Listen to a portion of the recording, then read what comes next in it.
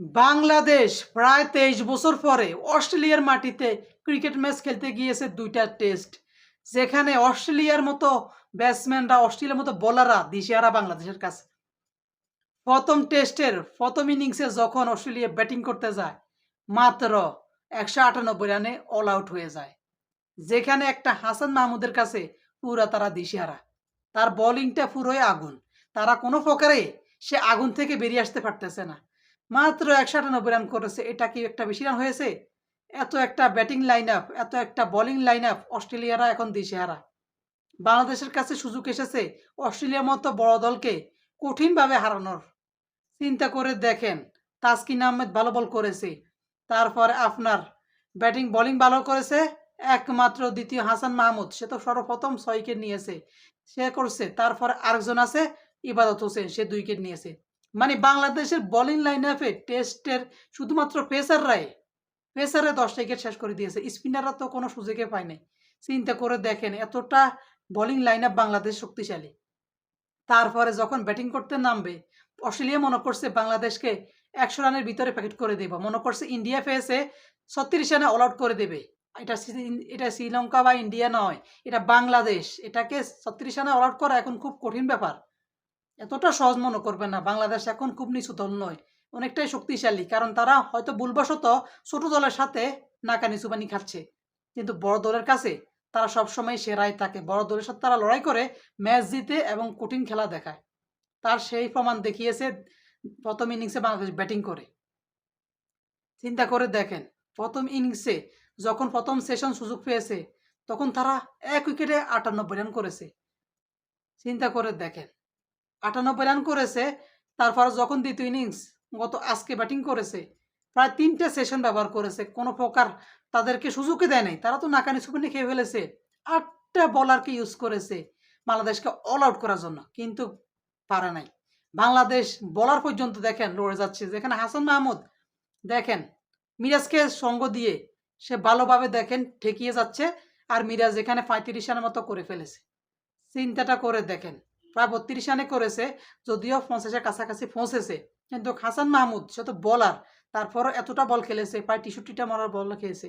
চিন্তা করে দেখেন, এখনো যদি বাংলাদেশ আরও ৫০ টা রান নিয়ে নেয়, এই ২০০ রান লিড অস্ট্রেলিয়া পৌঁছাতে অল উইকেট চলে যাওয়ার সম্ভাবনা থাকে। এরা খুবই চিন্তিত আছে, এখন না জানি কোনো অল আউট হয়ে যায় কিনা। এখন খুবই চিন্তিত হয়ে কান্না পড়ে গেছে, বাংলাদেশে কিভাবে অল আউট করা যায়।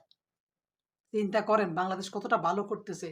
যেখানে তানজিদ তামিম ১০০ রান করেছে, নাজমুল শান্ত ৮৪ রান করেছে, মুশফিকুর রহিম ৩৫ রান করেছে, মমিনুল হক ৪৯ রান করেছে। এই ৪ জন ব্যাটসম্যানে এতটা ভালো করেছে, যার কারণে বাংলাদেশ প্রায় ৩০০ প্লাস রান করে ফেলেছে। এখনো ৪ উইকেট বাকি আছে। এ টেস্ট জীবনে বাংলাদেশ হারবে না। আমি আপনি চ্যালেঞ্জ দিয়ে বলতেছি, আপনারা শেষ পর্যন্ত দেখলে বুঝতে পারবেন। আরও এখনো ৩ দিন বাকি রয়েছে। এই চ্যালেঞ্জটা আপনি অবশ্যই আমার কথা শুনে একমাত্র বিশ্বাস করতে বাধ্য হবেন। কারণ আপনারাও জানেন এই জিনিসটা কিন্তু কেটে হতে পারে। কারণ বর্তমানে বাংলাদেশের অবস্থা খুবই খারাপ না ভালো রয়েছে, যেখানে হারার কোনো ভয় নেই। চিন্তা করে দেখেন, তাদের এতটাই দুঃসাহস হয়েছে একমাত্র বোলিং লাইন আপের কারণে। এই বোলিং লাইন আপে তাদের এতটা ভালো বোলিং করার কারণে তারা কিন্তু সুযোগটা পেয়েছে। কারণ তাদের কোনো চাপ ছিল না। ২০০ রান করা এটা কোনো চাপ না। চিন্তা করে দেখেন, যখন প্রস্তুতি ম্যাচ হেরে গিয়েছিল, সবাই তো মনে করছে বাংলাদেশ প্রস্তুতি ম্যাচে তো ভালো করতে পারে নাই। অস্ট্রেলিয়ার ভালো বোলিং লাইন আপের কাছে পাত্তাই পাবে না। পাত্তাই পাবে না। ৩০০ রান তো দূরের কথা, ২০০ রানও করতে পারবে না। চিন্তা করে দেখেন, অনেকেই কিন্তু এটা বিশ্বাস করেছে। আমিও করেছিলাম। যখন দেখলাম প্রস্তুতি ম্যাচে শুধুমাত্র মিরাজ ভালো ব্যাটিং করেছে, বাকিরা সবাই খারাপ করেছে। শেষ পর্যন্ত বাংলাদেশ কিন্তু ইনিংস ব্যবধানে হেরে গিয়েছে। প্রায় হেরে গিয়েছে। এত একটা খারাপ খেলেছে প্রস্তুতি ম্যাচ। কিন্তু তারপরে যে এতটা ভালো একটা খেলবে, সত্যি কথা বলতে অস্ট্রেলিয়ার মতো দলও কখনো বিশ্বাস করতে পারে নাই যে বাংলাদেশ এইভাবে তাদেরকে নাকানি চুবানি খাওয়াবে। চিন্তাটা করে দেখেন। ২৩ বছর পর বাংলাদেশের কাছে একটা সুযোগ এসেছে তাদেরকে হারানোর জন্য। এই সুযোগটা যদি বাংলাদেশ মিস করে, কখনো কিন্তু এমন একটা সুযোগ আসবে না। চিন্তা করে দেখেন, অস্ট্রেলিয়ার মতো দল বাংলাদেশের সাথে খেলতে আসতেছে না। বাংলাদেশকে দুর্বল মনে করে। যেখানে ২৩ বছরের মধ্যে একটা টেস্টও খেলতে আসতেছে না। যখনই একটা সুযোগ পেয়েছে, তখনই তারা কি করছে? বাংলাদেশকে হারানোর চিন্তা করেছে। আর এমন একটা মাঠে দিয়েছে, তারা তো মনে করছে বাংলাদেশকে এখানে নির্ঘাত হারিয়ে দিবে ইনিংস ব্যবধানে। কারণ তারা শক্তিশালী বোলিং লাইন আপ নিয়ে খেলতেছে, তারা শক্তিশালী ব্যাটিং লাইন আপ নিয়ে খেলতেছে। তারপরও তারা কিন্তু কিছু করতে পারে নাই। ওই বাংলাদেশের বোলিং লাইন আপের কাছে দুর্বল হয়ে গেছে। সত্যি কথা বলতে বাংলাদেশ এখন টেস্টের মধ্যে বোলিং লাইন আপ খুবই গুরুত্বপূর্ণ, ভালো পারফরমেন্স করতেছে। যার কারণে বাংলাদেশ এই পর্যন্ত টেস্টে প্রায় অনেকটা এগিয়ে গিয়েছে। আর বাংলাদেশের স্পিরিট সুপারস্টার, স্পিরিট বয়, সে কিন্তু নাহিদ রানা ইনজুরিতে পড়ে সে কিন্তু দলের বাইরে। সে থাকলে তো কোনো কথাই ছিল না, দেখা গেছে অ্যাকশনও করতে পারতো না। এতটাই কিন্তু বাংলাদেশ ভালো করেছে। যাই হোক, বাংলাদেশের এই ভালো ব্যাটসম্যান এবং ভালো বোলাররা যে পারফরমেন্স দেখিয়েছে, এটা যদি ধরে রাখতে পারে ইনশাল্লাহ বাংলাদেশ টেস্টের মধ্যে প্রায় 2 থেকে 3 নম্বরে চলে আসতে পারবে। কারণ বর্তমানে বাংলাদেশ কিন্তু টেস্টে অনেকটা ভালো করে, কিন্তু টি-20তেও মোটামুটি ভালো করে, তেমনটা ভালো করতে পারে না। ওয়ানডে মোটামুটি ভালো করে, কিন্তু বাংলাদেশের এমন পরিস্থিতি যখন হয়ে উঠবে তখন কিন্তু তারা কখনো ভয় পাবে না, বড় বড় টিমকে হারিয়ে দিবে। চিন্তা করে দেখেন কি ম্যাচটা আমরা উপভোগ করলাম। বিশেষ করে আমার কাছে মনে হচ্ছে এটা কল্পনায় দেখতেছি, এটা কোনো ভুল দেখতেছি। এইভাবে বাংলাদেশ কীভাবে সম্ভব তাদেরকে নাকানি চুবানি করে দেওয়া তাদের মাঠের মধ্যে?